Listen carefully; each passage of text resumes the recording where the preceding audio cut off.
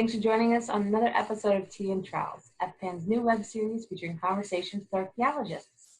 I'm one of your hosts, Emma, and today I'm joined with Dr. Rebecca Gibson. Would you like to introduce yourself and your mug? Absolutely.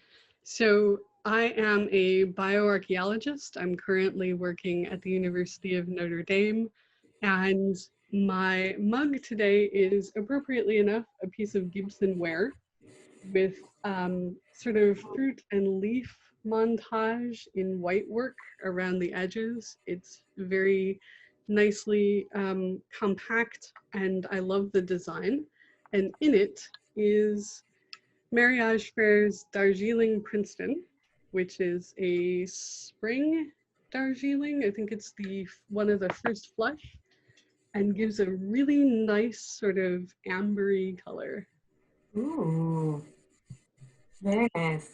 I broke out one of my kind of more, I guess, traditional tea mugs today, and I got it just because for some reason poppies always remind me of my childhood home, and I was kind of feeling like a little, not truly homesick, but was kind of just missing the whimsy and the fun of being back in Pennsylvania during this time, just because the weather's beautiful as always, not so hot and humid as soon as you wake up down in Florida.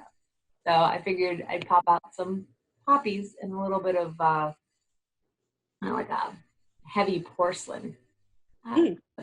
We'll get started on our first question, and that is, why did you become an archaeologist? I have loved archaeology and anthropology since I was very, very small. My parents got me a subscription to the National Geographic when I was 3, and I've been reading the articles basically ever since. I love the exploration and the discovery and that feeling of finding something new. So when I went back to college for the second time, I focused heavily on history, which was one of my 2 majors, and then anthropology was one of my 2 minors. And I basically fast-tracked myself into the archaeology portion of it. But then I have a chronic illness. I have Ehlers-Danlos syndrome, which comes with sort of an instability of the joints, and I can't hold a trowel anymore. So I went from field archaeology into museum archaeology, and I've been there ever since. Oh, that's awesome. It's also a perfect segue into talking a little bit about your research.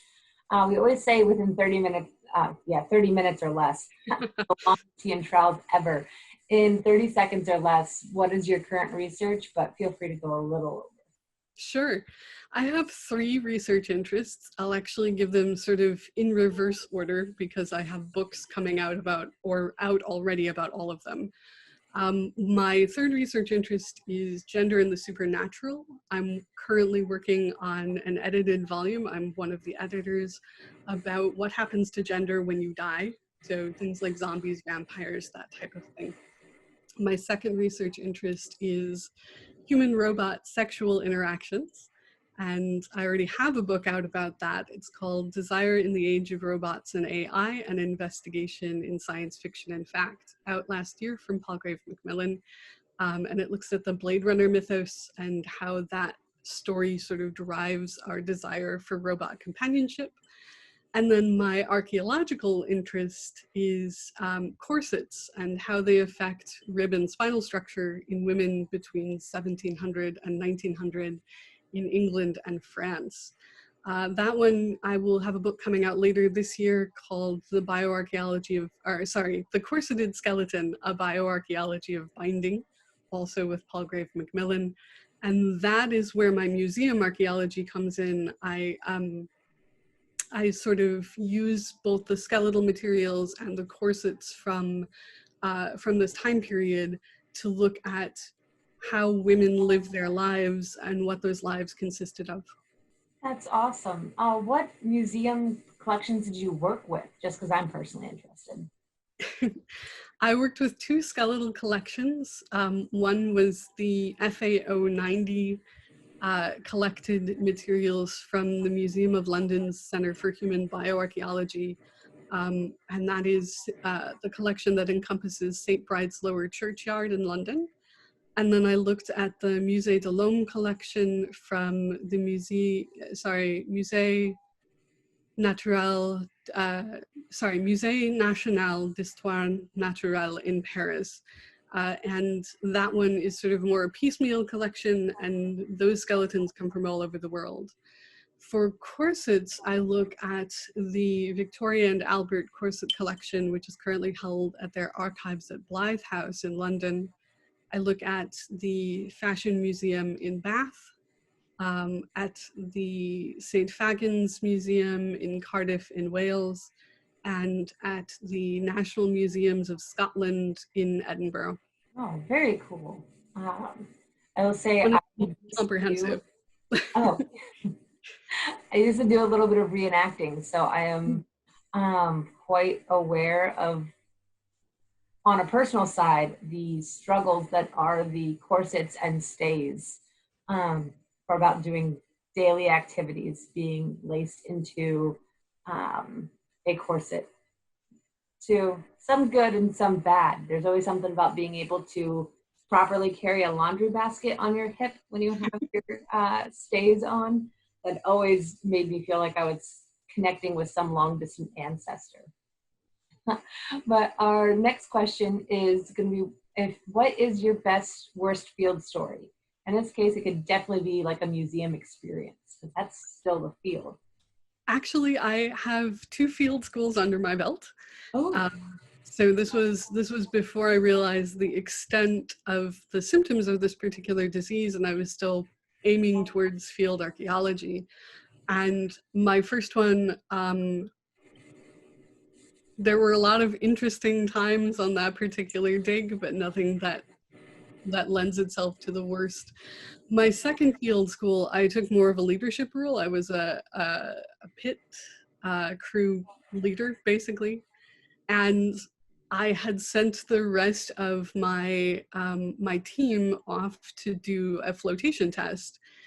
And I was still excavating in the pit. And it wasn't that hot. It was like 93 degrees out, and we're in northern Indiana. So it's not, that's not bad. But my body reacted so badly to the heat that I started hallucinating.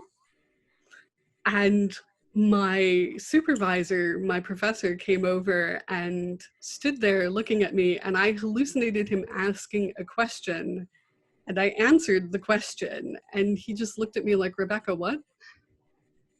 And decided that, like, I needed to stop for the day. I think we were only a couple of hours in. He's like, "Go sit in the van, turn on the air conditioning." Really?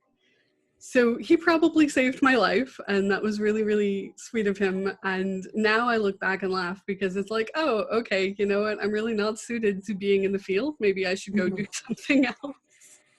Yeah, I've definitely had those when you get a little too heated. Also, I do apologize. I mentioned that she would get into frame at some point. She's adorable. What's her name? Her name's Lucia, and she's my favorite. She's a little street cat that was found in Orlando. So now she is the queen of this kingdom. The entire apartment complex is basically her home. But yes, I can completely relate to the overheating, and many times spent in a field vehicle with the air conditioning blasting, trying to just cool down. So our other question, kind of relating to the field, is what's your favorite tool in your toolkit? So I was originally thinking my 3D scanner, which is wonderful and unfortunately is out of date. The software is no longer supported. But then I got to thinking and realized that it's actually these chopsticks, just a pair of takeout Chinese food chopsticks that you can break apart and use to basically debride or clean or poke at or lift anything at all, because they're so simple, they're so cheap, you get them right with the meal, and they're so incredibly useful. I can't tell you how many times when I was in those field schools, these things just saved me from hurting myself or touching something I didn't want to touch, or cleaning something improperly and damaging it.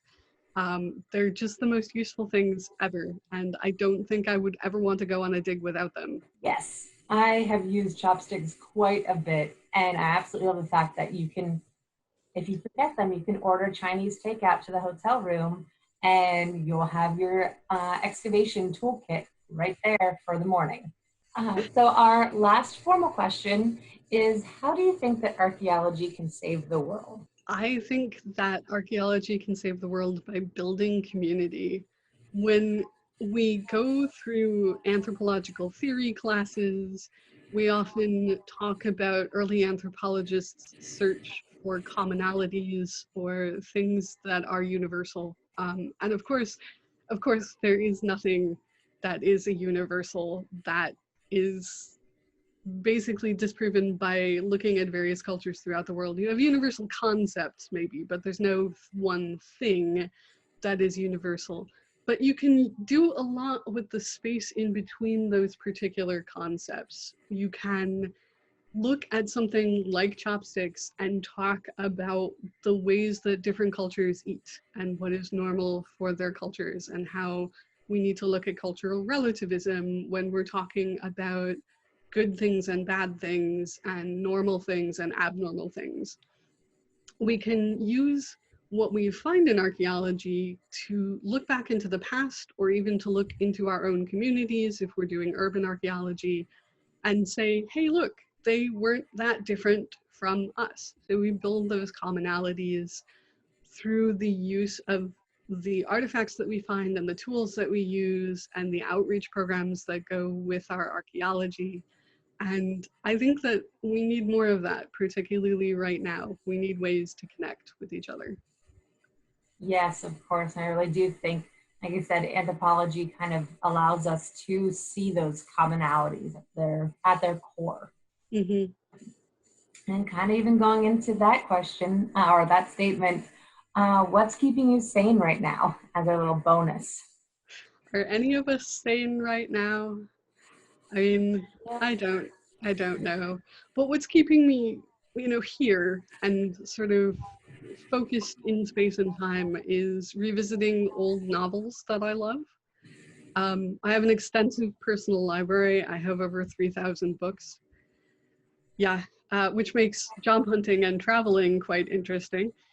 But I've been rereading things that I already know the ending to, because it's comforting and cozy and reminds me that I have already loved things and I will find more things to love.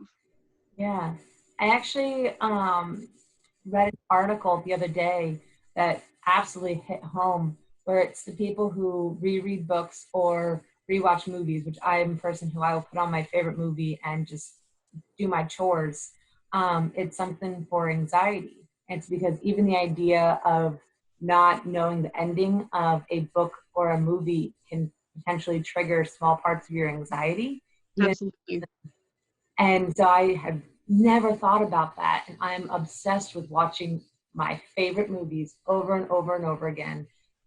If someone's like, do you want to go see a new movie? I'll be like, nope, I want to put on this classic from 1947 and watch that again.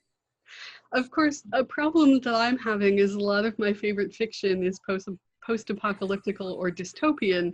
So, it really splits the difference on the comfort factor. Right now, I'm reading Oryx and Crake by Margaret Atwood, which is a dystopic, futuristic novel. And I had just finished World War Z, which, if you want to see why the US's pandemic plan didn't work, read World War Z. It's all in this book. He was basically prophetic. Mildly terrifying, but still very interesting and culturally relevant. There you go. Absolutely. Well, that's all of our questions for our interview today. I want to say thank you for joining us, and cheers. Thank you for having me.